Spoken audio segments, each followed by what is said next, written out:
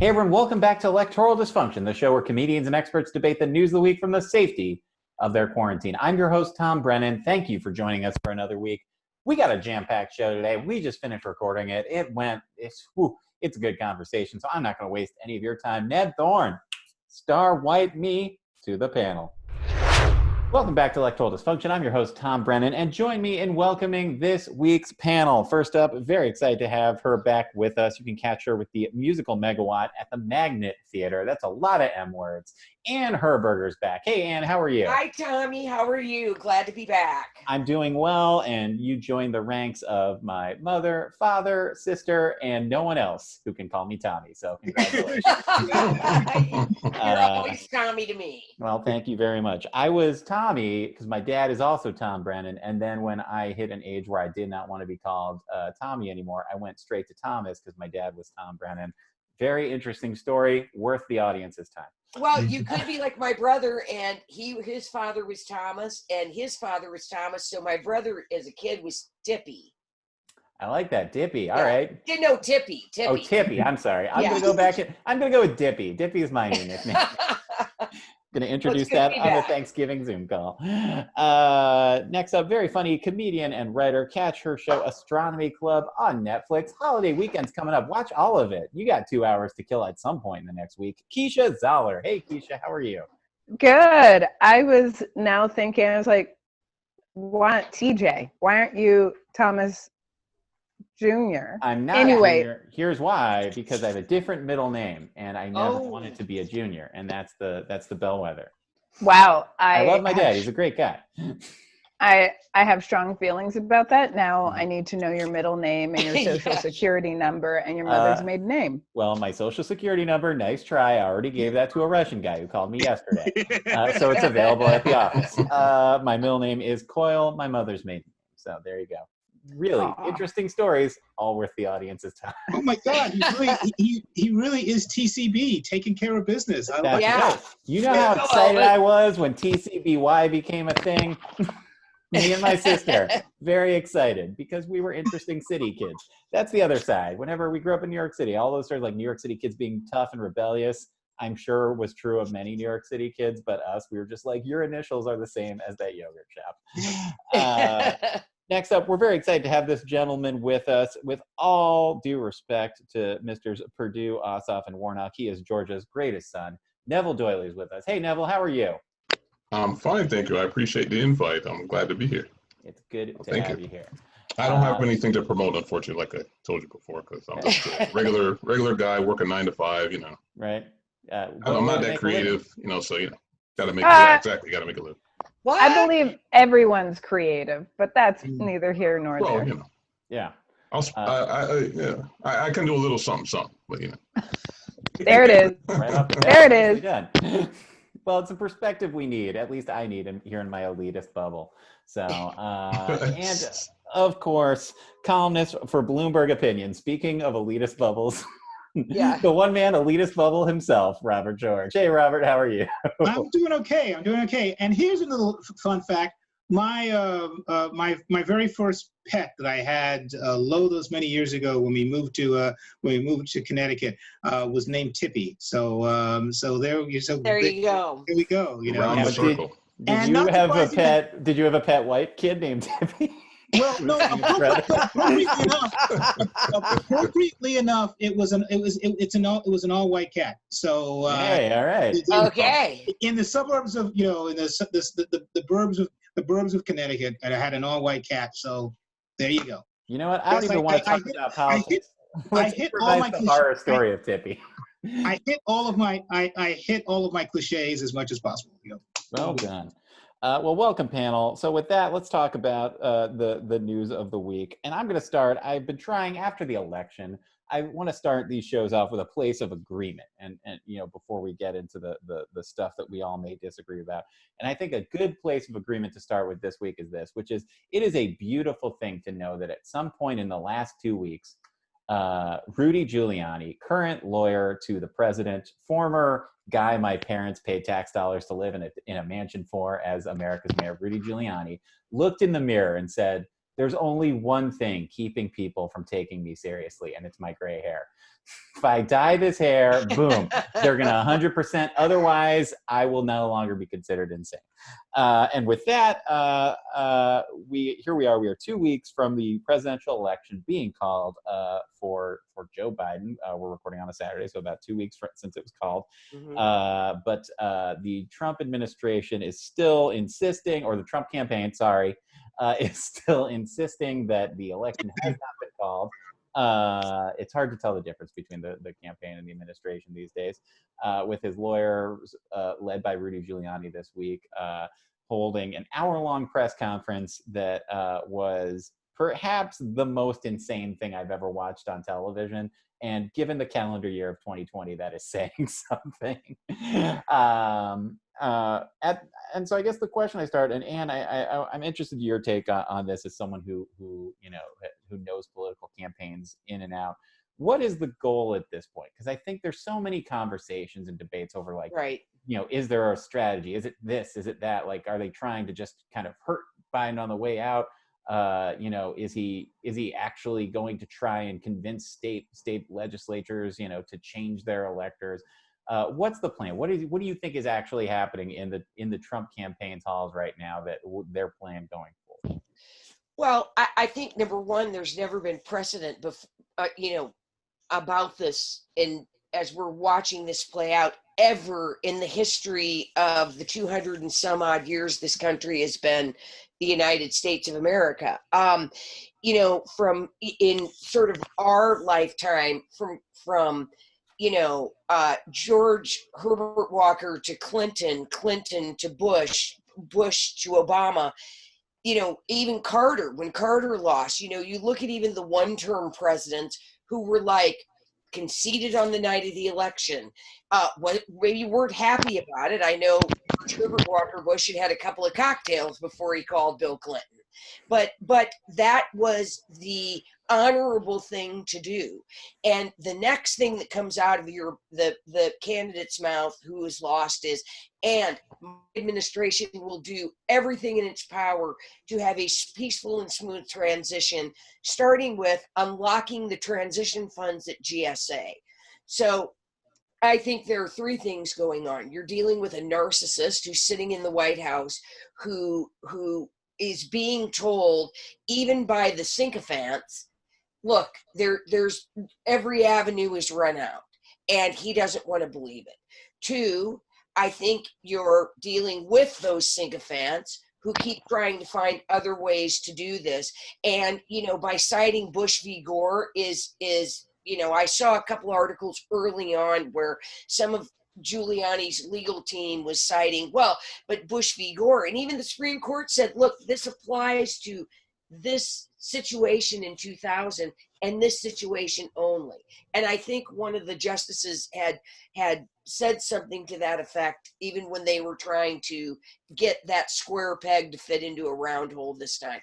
But three, I do think he wants to hurt Biden. I think that he wants this process stalled and to do everything he can to put roadblocks up for Biden so that he is limping into his, into the White House. And I find that completely disheartening. I find that disappointing on a party that I worked for 20 some years of my life, that we are not saying to Joe Biden and Kamala and her husband, I think it's Doug, correct? Yep. Yes. I think it's Doug is the correct way to call him, by the way. Yeah, You have to get, I think it's. I think, yeah. I'm sorry I'm not as aware of her spouse's am of Biden's, but here are the keys to the kingdom. And here are the folks you're going to deal with. And here are the offices, and let's make sure the dogs have a place to be. And that's just the way, Tom, we I know you can't stand George W., but one of the first things that Laura Bush did was called Michelle Obama on her own and said, come over and have lunch at the White House and bring the girls. And they took the girls with Jenna and Barbara all the way through the White House, through all the funny little rooms and how to get down to the kitchen and where their bedrooms were going to be, so that they felt completely welcome. So I think this is horrible what Trump is doing and the administration is doing. And I think Republicans should be ashamed. And I think Lindsey Graham should resign. He never will. And I'm so disappointed, but lapdog is too nice a phrase for Lindsey Graham right now. I could honestly say I never thought you'd say those words. Everything you just said, I was like, because right. ultimately, I'm more upset because the damage has been done. And I said this last week, but I am concerned about the power vacuums we're setting up, right? There is distrust around the systems of government where it's like, even if moving forward, a candidate that I don't support wins and it's overwhelming, the shift in attitude towards, okay, they're a president now is questionable. We have destabilized that process, and I think it's a really dangerous territory. And the idea of unifying America and what the American democracy is feels ever so fragile, and it feels like it's getting weakened by the day, by the messaging, by the truly frivolous lawsuits at this point. And I am profoundly concerned what we're setting up for the future. And and it's hard for me because I can't help but think to the future. It's like, yes, beyond the Biden presidency, I'm thinking, what is next? How have we energized people or let people question things that are dangerous? Because it's like, I'm still like, and this comes from working in specifically alt-right places, like when I was on the opposition as a writer, and like seeing what people are believing and knowing people. I know someone who believes in lizard people.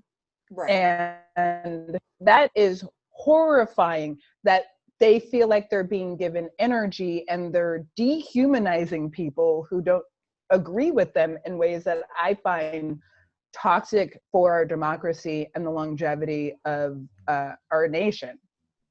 Can I just say one other thing? And Keisha, this is where, and Robert knows this about me, I'm a constitutionalist too. I believe that what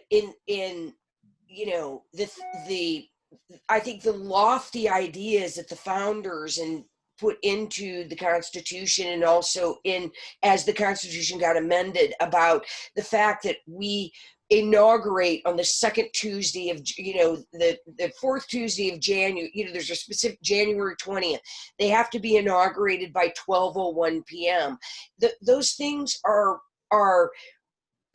these are the regal and lofty things that we put into place so that the person who won had a chance to get on the ground, get their feet wet, and transition into power to be able to hit the ground running on January 20th after they put their hand on the Bible and, recited the words that they would, protect the Constitution till their dying day. And the fact that some of these things are being questioned, like that the mail-in ballots weren't legal, that the Georgia Division of Elections chair is cheating, all of this, not to mention all of that rhetoric that was going on up to it from a president who couldn't handle this pandemic from day one. He deserved to lose on the pandemic, period. And the people spoke. The majority of Republicans, like me, like Robert, we aren't so quiet, but who weren't out there spewing the lizard people, view. And I know people who think coronavirus is a hoax, who think that everything that Trump says about the sanctity of the elections is true. When I was out in Ohio making a movie for 3 weeks, I was just like, and I had to just keep my mouth shut, not to get into arguments with people. But to me, the buildup for 6 months as the pandemic got worse, where he was allowed free reign on Twitter, and that's another thing we ought to talk about too, his free reign on Twitter. Once he is no longer president, he should deserve to get his account suspended like the rest of us do. I think he will, actually. Yeah, I think he will. I would not be surprised once he's not president anymore. I think once he's not president. But just to add to that, I think that, you know, like Ann was saying, to me, the sanctity of the Constitution is at stake here. It's like, you know, I'm a big constitutionalist myself, and I believe, you know, my parents, I always tell this story, my parents came here with to this country with little to nothing, and they were able to raise their family and start businesses and do all that stuff. And I believe in this country, and I believe in the bigger purpose of this country. And when I see what's happening here, and that I don't see the Republicans doing anything to even, they're scared of a guy that lost re-election, which is, to me, just, Right. they're scared of a guy's Twitter account, basically. Yeah. They're scared of a guy's Twitter account. They're not even scared of the man. They're scared of the guy's Twitter account. And it's really just embarrassing and almost disillusional for somebody like me who believes in conservative principles to the core. I believe them to the core of my being. I believe in them, but I don't believe in the conservatives anymore, the people that I guess so-called gather with. I guess I just don't believe in them because they don't believe in any of the stuff they preach to me when I went from a liberal to a conservative. All that stuff I learned is like, they don't believe in any of it. It's just all talk, you know. And then I still do, but I see Trump, and then Trump could just do the right thing for once. Oh yes, he can still challenge all his stuff, but still do the stuff that Joe Biden needs, like Ann said, to hit the ground running. He doesn't have to concede. He can say, okay, well, I'm still challenging the election, but I'm still going to do what I need to do to get Joe Biden on the way, just in case I lose these challenges, which he's going to lose because he has no proof. But he's not even willing to do that little thing, and that is dangerous because, like, if you read the 9/11 Commission, you saw that part of that. What happened to George Bush during that time is that all that stuff that happened between him and Gore, which was all right, you know, it was supposed to happen because Gore thought he won and that kind of stuff, so that was fine. But all that stuff that delayed it helped. You know, you don't know for sure, but it helped delay his transition and could have been a part that caused 9/11. And that kind of stuff can happen. Now Trump is pulling all the troops out irresponsibly, in my opinion. And I'm not a neocon. I want the troops home. Mm-hmm. But the way you just do it, he had 4 years of doing it. He just decides to do it now after you lost re-election. To me, it really smells bad. Right. So I'm just seeing that, you know, and he fires the guy that runs that runs Krebs, I believe it was. Chris Krebs, yeah. Yeah, that said that we had a fair and clean election, and he fires him. Yeah, and it's like, you know, what is going on here? And this guy's just so irresponsible, and I just don't know why people can't. I mean, he's not going to be the president anymore, so you can stop being scared of him. You can speak up now. I don't get it. I even add to that, Neville, to your point there, like there's part of me that's not only did Trump lose, but Republicans had a pretty good election night. There's an argument to be made that like the people of America said, we don't want Trump, but we're open to what you have to say, Republicans. And Republicans were like, right. Like from a Democrat, believe it when the people say they like you. You don't have to hide. Robert. We're in a dangerous place, unfortunately. We are in a dangerous place.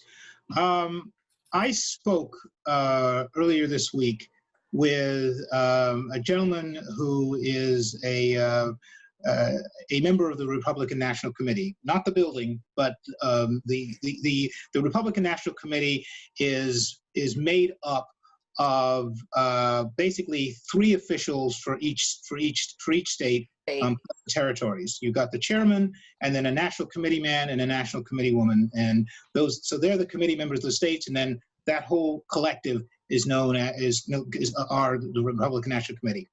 And the gentleman I spoke with has been around a long time. He's been committee man for his state going back to when Ann and I were working at the RNC, the institution, back in the late 80s and the early 90s.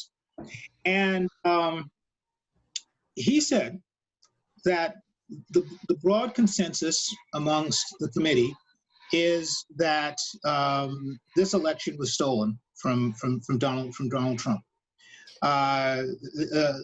Many of the members who were very skeptical, if not outright hostile, to Trump in 2016 have come around to him, partly because of his basic governing in terms of judges and things like that, but this particular re-election where he got more votes than any candidate in history except for one, the guy that won, Joe Biden, and also, as to Tom's point, ushered in a number of Republicans who weren't supposed to win, and did very, very well, and has basically had just one loss in the Senate.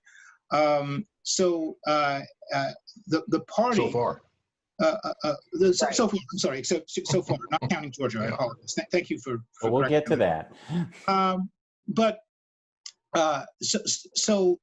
this is Donald Trump's party. He has a hold on this party that no other Republican president, arguably in history, including Ronald Reagan, has. And I don't get it. And because of that, they are believing the stuff that's coming from him and coming out of Rudy Giuliani and some of these other people, that the party is stolen. Even though that insane press conference it broke some of the fever and so forth on a very small segment. It was because right after that you saw a number of establishment conservative figures, notably National Review and a number of their writers, coming out and saying, "Look, this is absurd." You saw Tucker Carlson pushing back on this. When Tucker Carlson thinks you're insane, you're insane. But the point here is that 65-70% of the Republican Party believes what this president is saying. So there are two things that are going on here. Number one, he is trying to use that influence that he has. So his backup plan is, even if, as it continues to look at, all these court cases are not going to go anywhere, he is trying to put as much pressure as possible on state actors in any of these states that are in question to deny certification in the normal method and try to get the legislatures to select an alternate slate of electors, and basically he has to figure out a way to get a minimum of 37 electoral votes removed from Joe Biden's column and put into this gray area. So Biden does not have the 270, and it can create a constitutional crisis that might be resolved in the House. So that's number one. The backup plan, if those don't, the backup plan is if those don't work, and it looks like he ends up actually having to leave on January 20th, he has set a number of time bombs to try and blow up Joe Biden the minute he takes office. That's why the GSA has not recognized the transition. So in the middle, when we're in the middle of this pandemic that's going on here, the Biden team cannot speak to health professionals that are in the administration to try and figure out how to get on the same page to roll out the vaccine and so forth. That's time bomb number one. Time bomb number two is something that Neville just mentioned. Suddenly announcing pullouts from Iraq and Afghanistan against the advice of the military establishment, and against Mitch McConnell too, and Mitch McConnell as well. And at one time, it would have also been against the views of his lapdog Lindsey Graham, but now he's muzzled. I'm sorry, he's not muzzled. He's busy talking to the Secretary of State in Georgia.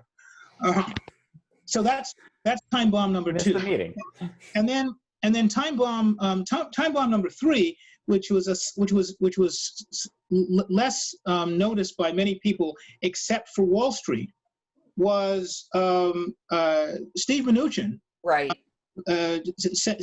basically telling the Fed that they're pulling back these billions of dollars that gives the Fed liquidity to help prop up the economy, help prop up small businesses and things like this. When the unemployment rate is starting to rise again, jobless claims are starting to rise again. It was the pandemic money that the Fed got. Yeah. The pandemic money that the Fed got, and they're pulling that back to the Treasury right now. And the head of the Fed is saying, no, we need this. We're trying to keep this economy going. So Trump is basically trying to influence the politics, trying to influence politicians at the state level to try and keep in power. And then basically the backup plan is, fine, if I'm not going to do that, I'm just going to blow everything up and incinerate Joe Biden and the rest of the country as of January 20th at 12:01. And I think that's an important thing. Sorry, Keisha, I'll even say, I think an important thing to note is, like, because everything surrounding Trump looks stupid, by which I mean, like, he has a lawyer whose hair starts leaking on the air, and because everything is so ostentatious around him, it is easy to dismiss a lot of what he does. You know, we all do it. We've seen over the years as like fun and joke and like that kind of thing. I think it is important to note that, like, while so far the institution of the courts have been holding pretty strongly against this, this is a legitimate attempt to undermine the election. This is not just him throwing a tantrum and then, exactly as Neville said, like, you know, maybe pursuing those legal options, but still facilitating the process, which I think would be politically advantageous, would still get him some of the things he wants without endangering the country. But I think it's important to know, because I think there's sort of like, oh, what's he up to? Like, he is legitimately trying to get to a place where the election results are overturned. The odds of it happening are small, but he's actually why else would he invite those Michigan representatives to the White House? Yeah, I'm not seeing anything there. Well, but else trying to maybe bully them and just make sure they vote the way he wants them to vote. Even though he's now he's an ex-president now. I mean, so I don't really see why they would listen to him. So, Keisha, you were going to say before. There's just something so frightening that we're living in what feels like two different realities right now, where it's like, yes, like Neville said, I agree there is, like, fine, pursue the lawsuits, but allow democracy to continue. Right. Yeah. Even if I don't agree with you, that is something I believe in. Even if you're not, quote unquote, my team, which is what I think is so dangerous about where politics have gone right now. And that will be the end of us. I truly think. Yeah, it's a dangerous precedent. And this precedent, I don't think is good for the conservatism or liberal, like, it's just not good for America. Anyway. It's a really dangerous precedent, because I was just explaining this to one of my friends last weekend. I was talking to, if you remember George W. Bush, okay, he went down the tubes when he was leaving, okay? He was like at 25% approval or whatever.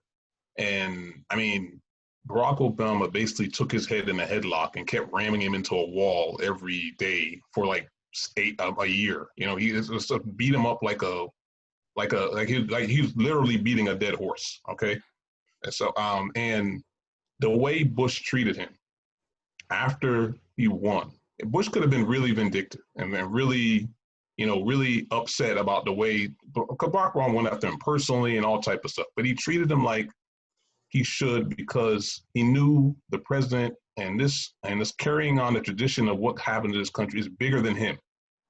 Okay, Trump doesn't believe anything is bigger than him, which is a problem. He's the ultimate narcissist. And I said this before he got elected. You don't give the narcissist this much power and expect him to humble himself before that power, and he hasn't been able to.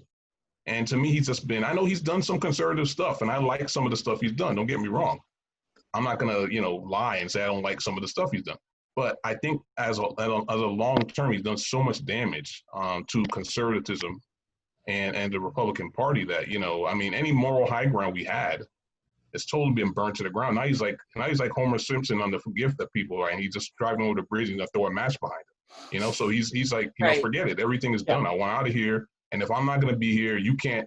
If I'm not gonna be here, then nobody can be here. Basically, is how he sounds, like a tyrant now, like a baby child that's just gonna start kicking and screaming from the White House. You use a great you use a great word, and as everybody knows, I like playing around with words, but this is actually this is quite apt. You do? I didn't know that. Yeah, exactly. take your word for it. Seems new. Breaking news here. You said this is a dangerous precedent. It's a dangerous precedent, and it's a dangerous president. And it's nice. it's a Right. no, it's a pun.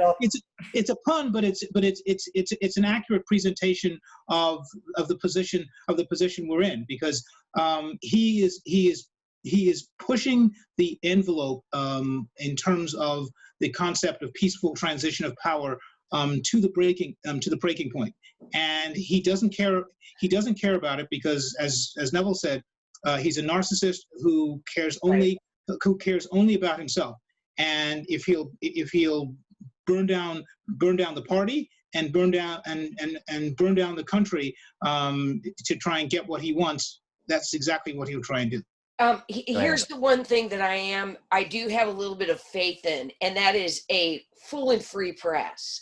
I watched a news conference yesterday with Mike Pence where the press got openly hostile with him and started to follow him in Robert, the little hallway that goes, that from the press briefing podium, you step down and there's a little hallway, and they were starting to go there yelling questions at him. Here's where I do have a little faith. I have a little faith in the press that follows the president, but also here's the precedent that I am also scared about. So let's just put everything on the table, all the snakes on the table that are scary.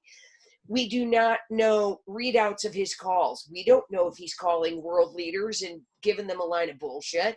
We don't know. There's nothing on his daily schedule. So here is a man who, like a functioning alcoholic, which a narcissist is like, is sitting around all day, not even doing the business of the country of which he was elected to do in 2016, watching TV and tweeting about it, spending more time tweeting than dealing with the things that matter. Unemployment benefits are due to run out for most Americans after we got cut off on the pandemic onto the regular unemployment benefits on December 31st. That's another thing Robert Mnuchin said no to, and that the Fed wanted to, keep going with. But this is a man who is spinning tighter and tighter every single day that this goes on. And, what I'm worried about is what's on the presidential daily brief, who is he talking to or not talking to? And, again, a narcissist can't see through anything that's not in their best interest. Go ahead, Keisha, sorry.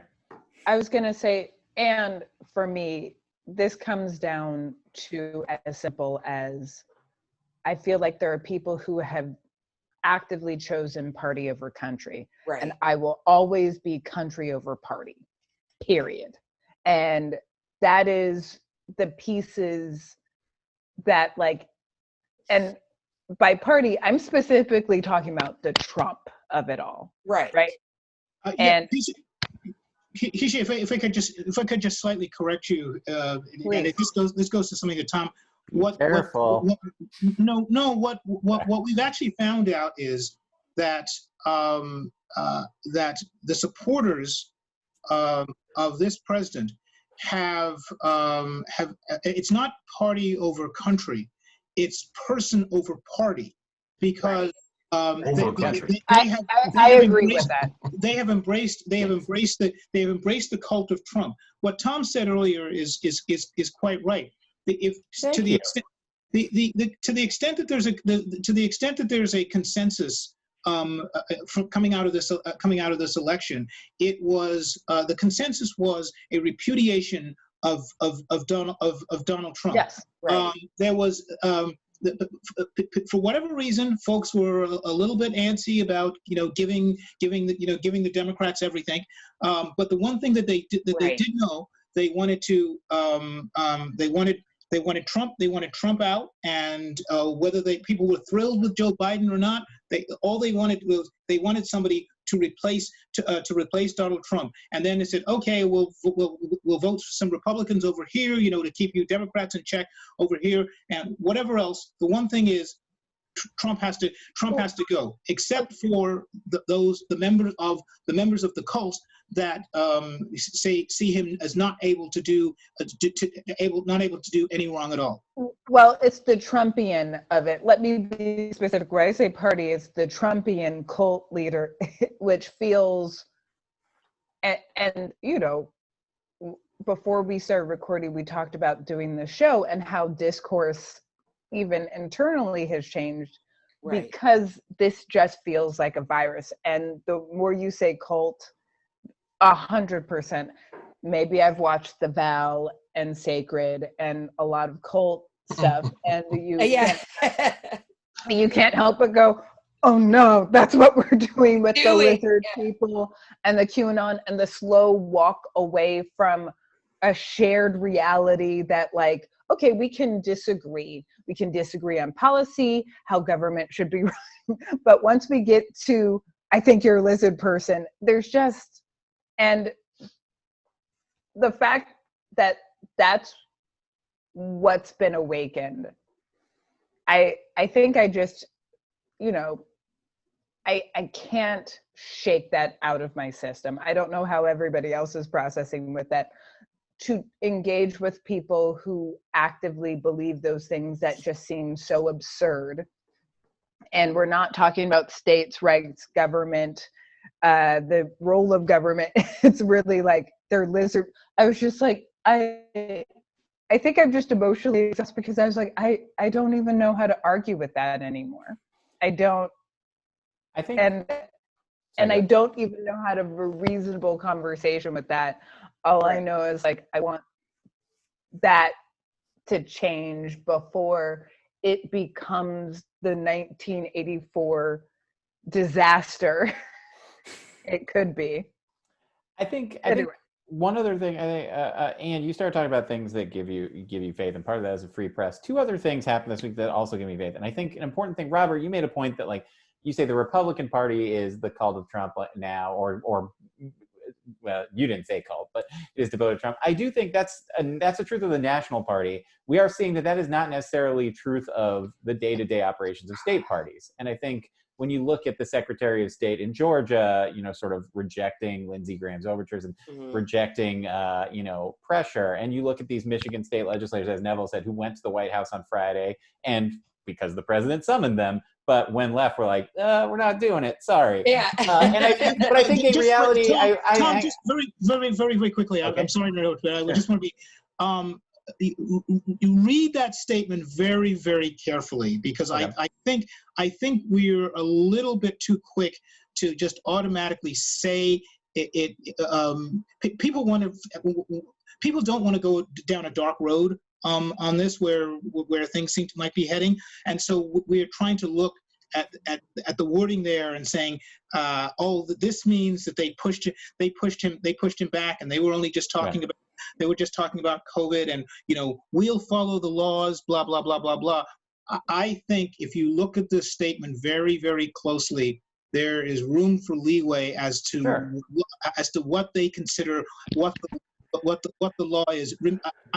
Just remember, when I was reading this, I was just thinking, perfect phone call all over again. I guess I more mean, like, I read that less as like we're gonna be the West Wing characters who do the right thing, and more like I read that as we're not going to be the ones to commit this crime for him. If everyone gets on board, maybe we will. And I think an important thing, we're not going to confess to it in public. Yeah. We're going to put out a relatively platitudinous statement that everybody can say, oh, well, everything's fine. And then we don't really know what they're talking about when they got back, when they go back home. But I also, maybe not. And like, again, exactly, jury's still out. But I do think it is worth noting, like, becoming a Secretary of State of Georgia requires a different kind of politician than someone who becomes a senator from Georgia, because you're playing to a different base. You're coming up through a state party, and a state party is aware that, like, whatever happens in Washington, like, Trump is in charge in Washington today of the Republican Party, could change as quickly as tomorrow based off history. You know, the thing I've learned in the last few years is all of your local parties, it's like, it is such a different world. And the power bases that these local parties have are their own little empires. And, you know, they're not going to get pushed around by Lindsey Graham, no matter what power Lindsey Graham might have in Washington, because the Secretary of State knows Georgia. And, you know, he's like, maybe this, I suspect his thought was not, I'm going to be a hero, so much as, you know, no, the National Republican Party is not going to walk into my state and tell me what to do. These people voted this way. I'm not going to be the pariah for them. It's approved. And I think that stood out to me, but also public pressure stood out to me, because when we think about what happened in, I believe it was Wayne County, Michigan this week, when the electors refused, two Republicans, they were deadlocked because the Republicans refused. Go ahead, Robert. The Board of Canvassers. Board of Canvassers, thank you. Right. Thank you. Board of Canvassers became deadlocked for a few hours and refused to certify it because, among other things, they'd certify it if you took the Detroit parts out, because if you take Detroit out, then Trump might win Michigan. Problem is, Detroit is part of Michigan. Right. But, you know, that's like saying I definitely won every single high school track race I was in if you took out everyone else who was in the race. Particularly the black people. Yeah. Well, I went to a private school here in New York. So. Oh, I'm sorry, there weren't any. I apologize. Two things to note. We were all white and all talentless. Hey, there were scholarship kids. Oh, God. Good point. Good point. You know, it's I was one of them? It's the charity. Yeah. And now that moment, the Board of Canvassers flipped almost instantly because public pressure was applied. And I think that's a good reminder of the fact that it is scary when you see those numbers of the number of Republicans who think this election was stolen, but then you have to put them in opposed to like number of Americans who think the election was stolen. The overwhelming majority of this country does not think that the election was stolen. You know, we have to deal with these people and make them, and you know, I that sounds pejorative, but it's a big belief I have, is like the unfortunate reality of a democracy is you have to figure out a way to make sure that the crazy people are comfortable too, or as comfortable as the rest of us. But sorry, go ahead, Keisha.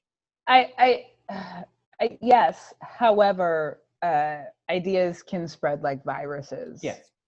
And that is the thing to watch out for. You know, there have been radical beliefs, not just of this country, but of other countries that have spread like viruses. And all it takes is, luckily, we joke, this coup feels kind of stupid.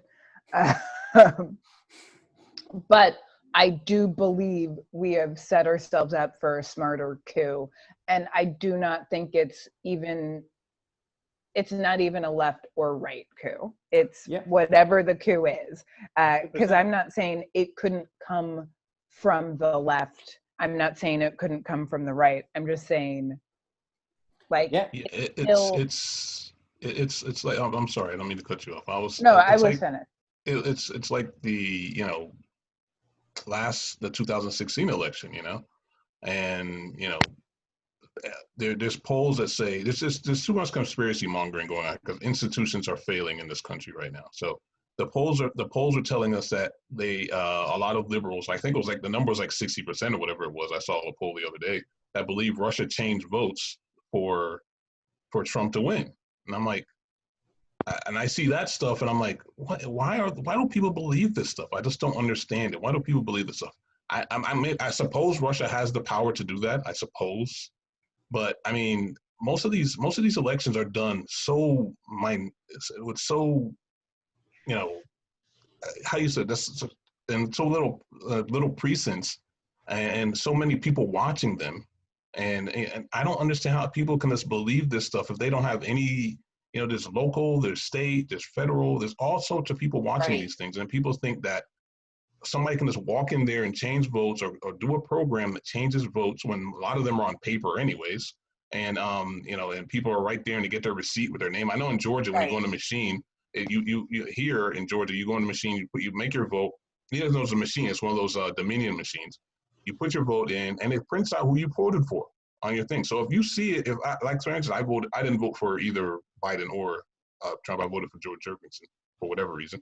But it printed out George Jorgensen on the you know, on the thing, and you see it. So it's like I don't understand why people believe these things, and I think what happened is we're failing. I think we have so little trust in the government, in the media, in just anything that's like that resembles leadership in this country. That people start believing everything. Yeah, everything is failing. The only thing we trust now is the military. I mean, it's like that's it. You know. Well, but my question is, and this is the thing. I was like, how do we steer that ship? Because that's the ship that determines the longevity. And a couple of things.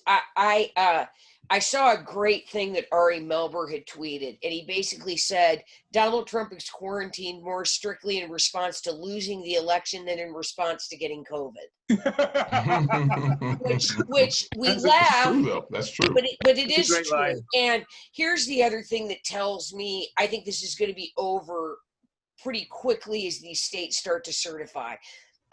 Number one, unlike the conspiracy theories with COVID, Donald Trump was at all these press conferences. The fact that we have not seen him and others are out there doing his bidding says a lot to me too. Says that he knows that he's lost the election and can't face reporters and can't face his own supporters that have done his bidding. Number two, I think that once we get to the state certifications, that it's going to be very hard, even if they want to take this to the Supreme Court. Even the Supreme Courts in each of these states have said, you have no grounds, you have no grounds, you have no grounds. So again, I read that statement too, Robert, and I'm sorry, I just wanted to make sure that I was clear on it too. I see where there could be, that was a perfect phone call, but they are covering themselves. They are covering themselves to be able to say there are no grounds here. You know, well, everything is moving according to Hoyle as it's supposed to in our state. Yeah. So I believe Monday is when where Michigan State Board of Canvassers are supposed to meet. And it also, they both have this, just like they do at the local level, it's two Republicans and two Democrats. Correct. Which I always find, having even numbers on boards is always kind of, because it can create these kind of issues. Why does the Electoral College have an even number? That's insane to me. Well, that's another question. I mean, it's in general insane to me, the Electoral College, but it's also an even split. It's like crazy. But the point is, if the two Republicans on the state board decide not to certify and create an issue, that will be a sign as to whether we're starting to go into a gray and possibly dangerous area. I believe, and I'm not an expert on Michigan law, I believe that the Secretary of State and the governor ultimately have powers to certify the vote, regardless of what they do. Regardless of what the state board says. The question is then, if that happens, will the Republican legislature then try to do a legislative go around? But all of that would become moot if the state board certifies the election on Monday, and that would almost, knock wood, that would almost effectively, particularly with Georgia having certified, that would almost effectively close out a route for the Trump people. because even if my numbers are correct, counting Georgia and with Michigan, even if Pennsylvania ended up going into a gray area, Biden's certified numbers are going to put him over 270, or immediate at worst case scenario immediately at exactly at 270. I think this is where I hear you. I mean the abstract of how do we right people's faith in the institutions. And I think that will hopefully help a little bit, but that's a long-term project. We didn't get to this point overnight, Keisha. You know that. Trump exacerbated it, but yeah. Well, he took advantage. He took advantage. We were at the. I mean, look at 2016. I mean, we got to the. If it was, let's just take the worst case scenario of Russian disinformation and all this other kind of stuff. If we were able to get to that point where the country could end up electing Trump, that was the that was the first alarm. I mean, we were already that was an indication that the system had been hacked, and I don't mean just by Russian hackers. I mean we had allowed it to hack ourselves. That we had become that vulnerable at that point, and now now the place is on fire. And I think that's the piece that I keep thinking about, because it's like that without addressing that, parties aside, I cannot fathom a world with longevity, like our democracy's longevity, without addressing that. And like part of me, I was like, I just want to go back to school and teach kids civics and the power of institutions and how we have a duty to participate in them, and understand that, it's like the nuances of the Electoral College, the nuances of those are the things that I'm very interested in, and probably will panic email both of you, all of you, frankly, to be like, talk me off a cliff.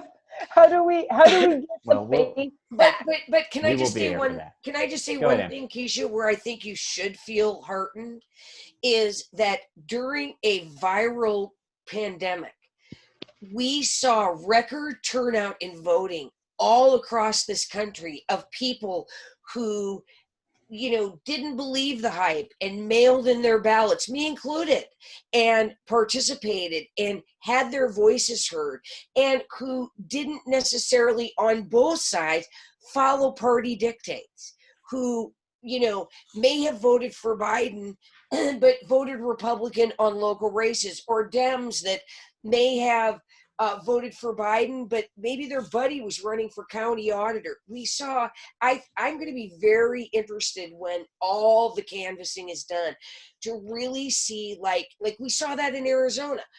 Biden wins Arizona for the first time since what? It was 96. 96. But Mark Kelly wins overwhelmingly against Martha McSally. So I think that, I love how even at the very top, and I've been, part of campaigns that have done this too, the people always, the pendulum may swing this way, but the people always start to bring it to center. They always start to, and I trust the people of this country, especially the ones that aren't yelling the loudest, because those people who were quiet had the biggest impact in this country. They marked their ballots, they sent them in, or they waited and early voted, or went on election day. Who knows what they did? But the country spoke, and spoke loudly. So have faith in the people of this country, not the majorities or the minorities on either side. It's the quiet ones that tend to really speak the loudest. I think that's a great point. Just call me at 2 a.m. I will. Absolutely. Well, it'll be 5 a.m. here. Yeah, exactly. It's 2 a.m. West Coast time, so we'll be awake. Call me. But I think that's an important thing about the 2020 elections. Like a lot of seeds were planted this, and like we're talking about a lot of some really, like bad seeds in this conversation. But stop and think. I don't know about the rest of you, but there's so many people in my life who 2 years ago even didn't care about politics, who now like know the precinct captain's name and were working at the polls and are involved locally, are running for state committee now, and all these things. So good thing. And it's a really good thing. And there are people who and we've talked about this before, like we're talking about this through the frame of reference of a Republican president who is making some truly like evil and undemocratic moves. But the problem here is, one thing we've alluded, is not political. Like setting a precedent where a president of any party can just say, nah, I'm still gonna be president, is dangerous for our country. And to that point, friends of mine who are now involved are Democrats, but they are not, we're in New York. Robert and I have talked about this a lot. Like, New York Democrats, there's a machine up here that a lot of us aren't fans of. And these people are not of that machine, and they are shaking up the party, like in a way that is positive. And just because they're Democrat, like they are progressive on some issues, but, have very nuanced points of view that could reframe the political debate if we make it that far. Speaking of if we make it that far, one other thing to talk about today, COVID-19. All right, goodbye, Tom. Yep. End of last week, I believe on Friday, we saw something in the realm of 200,000 confirmed positive cases across the country. California has a statewide curfew in effect. We're seeing New York City closed its schools. So did Buffalo, New York. By the way, I'm sorry. What are curfews supposed to do for COVID-19? I'm just trying to figure that out. It's night COVID.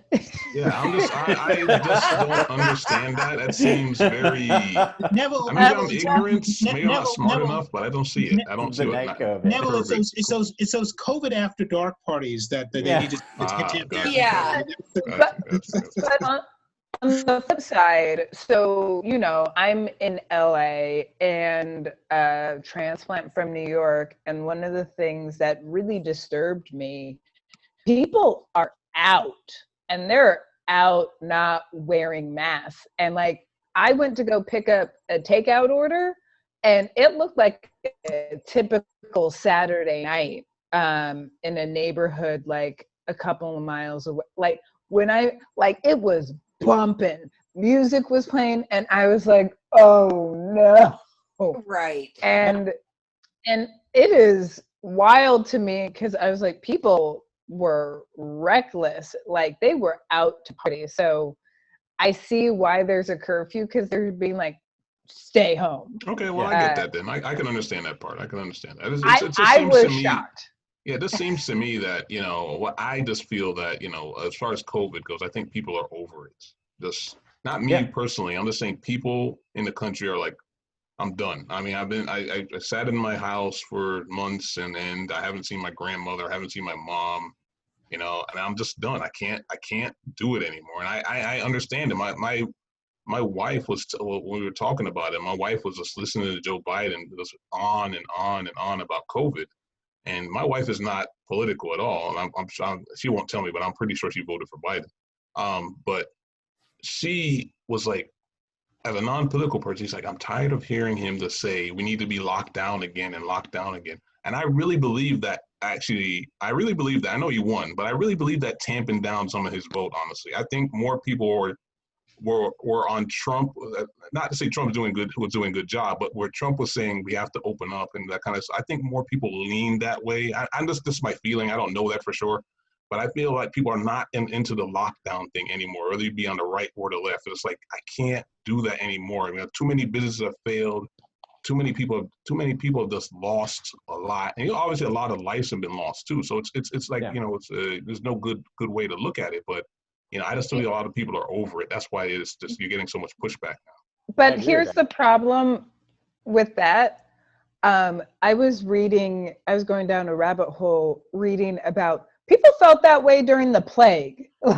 The actual plague. I'm not saying they're right. I'm just saying, Yeah, no. And it's that thing of like, we have to talk about those emotions because it is a real thing. And it's like, people want out and act up, but it's also a plague. Yeah. So, and I think I think one thing about that, and to that point, I was like, part of why, like, I agree with you 100%. I think people are over it, and part of why people are over it, I do think, like, regardless of the actual specifics of what that policy would entail, if the federal government is not presenting a massive sort of like, a recovery package, then I think the message that's communicated down from that, is it's not that big of a deal. And like, I think one thing we've talked about this before on the show. Yes, there are the people who are like, oh, wearing a mask is big government trying to control me. But there's other people who aren't wearing a mask simply because they turn on the TV and they see the president saying like, you don't have to wear a mask. And they go like, all right, I guess I don't have to wear a mask. Who the minute the president said wear a mask, would be like, all right, I guess I should wear a mask. It's, the less politically involved people do hear a sort of like, less politically involved people, I think, look at Washington and say, well, if they're not doing anything, it must not matter that much. Anne, go ahead. So being the one panelist who has COVID and had it and You have it now? No, but I'm considered one of the long haulers. Okay. And my friend Xanthi, who is still suffering from some of the effects of having COVID back in April, and whose mother is here, and I'm staying upstate with the Elbricks, and who has heart issues and asthma, and I'm getting kind of militant when I see people wearing masks. So here's what I say. I hope Joe Biden does a national mask mandate, because we are going to see a president who wears a mask. And I do believe COVID numbers will go down if people just do the things they're told to do. Wear a mask, socially distant. You know what? Keep it in check for a couple of months over the holidays so that we don't see this thing spike back up into the 50 percentile in every single state. Because here's what I'll tell you about that, and people that feel like they're over it. And I am too. I'd like to be back out making money again and not claiming unemployment. I don't want to be sick anymore. I'd like to go 2 or 3 days and not be exhausted. I would like to not have a raging headache every day, which is also a long hauler symptom. And I hope Joe Biden completely honors every single COVID long hauler and does not make it a pre-existing condition, because COVID sits at the feet of Donald Trump. And I believe that till the day I die. And so I'm going to take the other tact on this panel and hope that we do lock down for a couple of months through the holidays. And I'm sorry that I'm not going to get to see any of my family in Iowa and probably be with, the people that I'm quarantined with. But I'd rather see you guys in March and have you all be healthy and working than worry about Christmas and Thanksgiving. It's so funny. I don't disagree with you, and it's just that like I identify with the feelings, but then Andrew and I, my husband, we just got our like COVID antibody test, and we've taken COVID tests and we're negative, and I am scared to death of it because we all know my health issues. Right. Yeah. But like it is that thing of I'd still rather be alive. Yeah. I agree. I agree with you both, and but I also I'm sorry. Let me put it this way. I agree with all three of you. Now my background is when I was a kid. I had asthma, and I had like real serious asthma. I mean, I can still remember the last day I had a serious attack. And my dad had to pick me up at the school and bring me home, and so I don't know what condition my lungs are in, now as a 50-something guy.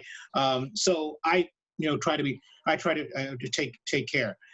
At the same time, Neville is absolutely right. I think the cultural exhaustion, and this is not an ideological. Obviously, the MAGA types, I mean, they're way over there. But even those that are in the middle, and even those some on the left, just psychologically, the idea of having to go back into some kind of a lockdown. I mean, look. New York is about as progressive a city as you can get, but Tom knows this. The reaction in this city of when the mayor announced that the schools were going to have to Close. have to go all virtual for X number of weeks. You could have thought that a bomb had gone off in terms of the fury and frustration. Now, part of it is, by the way, political in terms of how it was announced. But just putting that aside, that was happening, and then the hint that the whole city might go into what Governor Cuomo calls an orange zone, and we will have to go into a semi-lockdown. There are just so many small businesses, particularly restaurants and things like that, that are just like literally just hanging on the edge. And while what you're saying is absolutely true in terms of trying to keep people healthy, quite literally shutting down New York and shutting down the rest of the country for another 2 months or 3 months is going to just send businesses over the edge and send people psychologically over the edge, which, by the way, I think is why Biden last week was trying to temper his language just a little bit and emphasizing what he was saying in the last few days of the election, crushing the virus, not pushing, and de-emphasizing the ideas of another lockdown. That said, I think consistent messaging from the federal government goes a long way towards tempering that exhaustion. Right. Like the exhaustion changes from, why am I still doing this? But I guess I have to, is a thing that you have if you have a little more consistency. Leadership. Leadership is what we didn't get back in March. What Trump did, some of the the under stuff, the money, the meetings and all that kind of stuff, but he didn't show the initial leadership. Yeah. That usually in this thing, I'm as you guys know, I'm a conservative, so I'm big into federal and state separation and local control and that kind of stuff. But in this type of situation where this is the federal government's job, this is what we have the federal government for.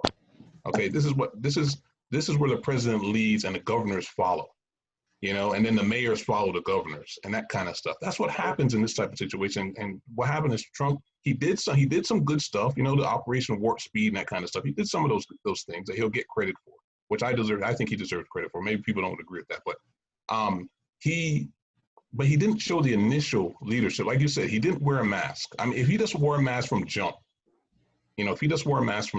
okay, and didn't make a big thing about it that it was, it didn't work or whatever, just put the mask on. It's what's best for the country. Put the mask on and do the initial things that a normal president would have done in this situation and show the leadership. I seriously believe that we wouldn't have as many deaths as we have now. We wouldn't have as many cases as we have now. We'd be more over the rainbow now, coming towards a stop and just in a much better position. And I just think that leadership matters in times like this. And this is how I when I watched the election, I thought he was, because of COVID, he did such a timid job on that leadership, lack of leadership on it. I thought he'd get hammered by Biden much worse than he did, which I was surprised, because I thought he did such a bad job leading the country through a crisis. And what happens is presidents go through crises.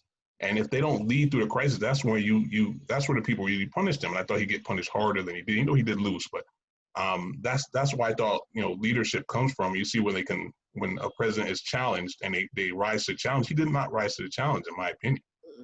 I agree 100, and I've said on the show a few times before, I think if Donald Trump had sent a mask with those checks that he sent to every American, and then had sent more checks with his name on it, which he would have been in his rights to do and would have been a moral and political thing to do. Why wasn't he? I think we'd be staring down a second presidential term of Trump. Probably, yeah. Why wasn't he marketing? Why wasn't he marketing MAGA masks? MAGA masks. Back in February, March. I mean, the answer is because he was. The answer is this because it was a real challenge, and as Neville said, he's not a leader, and he melted under the pressure of that real challenge. I think that is what it comes down to. And this is the part I'll still be mad about. The way he's conducting himself with the transition, even more people are going to die. And that's the piece that is unforgivable, especially because so much of it's preventable. and the desire to go back to normal. Everyone's exhausted. And I don't want these businesses to close. But this is where we are. I just need, tired. With that, on that cheerful note, I think we're gonna call it an episode of Electoral Dysfunction. Thank you so much, panel. It was a wonderful conversation. Before we head out, Ann Herberger, where can folks find you on social media to keep an eye on your thoughts in these great times? Great. Ann W. Herberger on Twitter and Twitter at Ann W. Herberger on Instagram, and Ann Herberger on Facebook. Wonderful. Keisha, where can folks find you to hear more of your insights? Keisha Zoller on Instagram. I don't post that much. I look at dogs and cats, gotta be honest. They're more interesting than us. And on Twitter at Keisha Z. And, you can always watch Astronomy Club. Do it. Put it on, even watch it once, then just put it on repeat in the background on your computer while you work to help get those numbers up. That's all. Neville, where can folks follow you for your insights and thoughts on this wonderful time to be alive that we live in? Well, I am on Twitter at formerly CBM. That's Charlie Bobby Michael, and my name Neville. So that's where I am on Twitter. I'm on Facebook as well, and I'm on Instagram, though I don't use either of those two. So I use Twitter basically. That's about it. Well, we'll look for you on Twitter. And Robert, where can folks find your thoughts, insights, and opinions? At Rob George on Twitter. Come for the puns, stay for the analysis, or vice versa if you prefer. And also at Be Opinion, which is the basically the group Twitter feed of all of the wonderful the wonderful columnists at Bloomberg Opinion. It's called Be Opinion. At Be Opinion, yes. Be Opinion. Thank you very much. Thank you very much, panel. And of course, folks can find me on Twitter at Brennanator and on Instagram at BrennanatorGraham. And thank you, as always, to Declan Shalvey and Jordy Belair for creating the Electoral Dysfunction Eagle. Thank you to Kevin Scott for creating our show animation. Thank you to Joanne Harris for our show theme music. And thank you to Ned Thorne for helping me put these together every single week. And with that, to play us out this week, we're going to kick things over to our old pal, Megan Sass. Ned Thorne, Star White. Megan! Hello, Electoral Dysfunction. Megan Sass coming to you from my apartment in Manhattan with my only red shirt and no pants, because I can hardly find reasons to get out of bed these days, let alone go through the effort of putting on pants. But I'm not wearing a red shirt because I voted red. I'm wearing a red shirt because this is a classic Monkees song, but if it was sung by the GOP to the Democrats. Here it is. Sit down, Dems, you should sit down. I've got things to say. Shut down, I'll cause a shutdown if you don't use our rules to play. I said, Dems, I do want to fight. You're a little bit wrong, I'm a little bit right. I said, Dems, you know that it's true. It's a little bit me, but it's really all you. Do know just what I said wrong, but I won't apologize. Just go back where you came from. We don't need none of your kind. I said, Dems, please let me fight. You're a little bit wrong, and I'm really far right. I said, Dems, you know that it's true. It's a little bit me, but it's really all you. Oh, Dems, shut up and fight. You're a little bit wrong, and I'm really alt-right. I said, Dems, you know that it's true. It's a little bit me, but it's really all you. Choose.